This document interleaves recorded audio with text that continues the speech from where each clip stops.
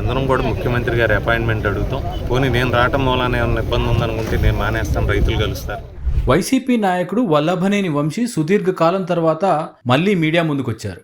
అంతేకాదు, రైతుల సమస్య పరిష్కారం కోసం ముఖ్యమంత్రి చంద్రబాబు నాయుడిని కలుస్తానని ప్రకటన కూడా చేశారు.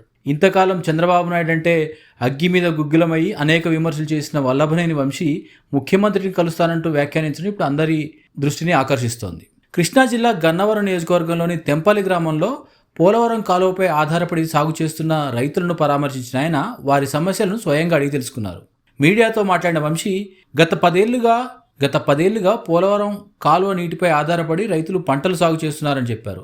ప్రస్తుతం నీటి కొరత కారణంగా రైతులు తీవ్ర ఇబ్బందులు ఎదుర్కొంటున్నారని ఆవేదన వ్యక్తం చేశారు. గతంలో కూడా ఇలాంటి పరిస్థితి వచ్చినప్పుడు రైతులతో కలిసి అప్పటి ముఖ్యమంత్రి చంద్రబాబు నాయుడిని గన్నవరం విమానాశ్రయంలో కలిసి సమస్య వివరించామని, ఆ సమయంలో ప్రభుత్వం సమస్యను పరిష్కరించిందని కూడా గుర్తు చేశారు.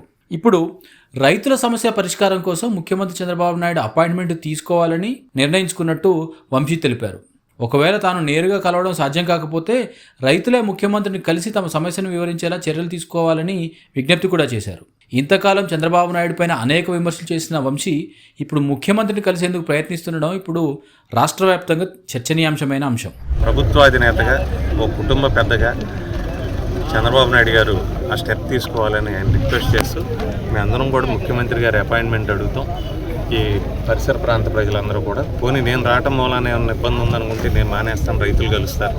కలిసి చంద్రబాబు నాయుడు గారికి ఇక్కడ ఉన్న ఇబ్బందిని చెప్పి ఖచ్చితంగా ఇక్కడున్న ప్రాంత ప్రజల అవసరాలు తీర్చడానికి, తాగునీటి అవసరాలకు కానీ, సాగునీటి అవసరాలకు కానీ, ఈ మోటార్లు పెట్టడానికి కానీ, లేకపోతే ఏదో రకంగా నీరు ఇవ్వటానికి మేము చంద్రబాబు నాయుడు గారికి మేము విజ్ఞప్తి చేస్తాం.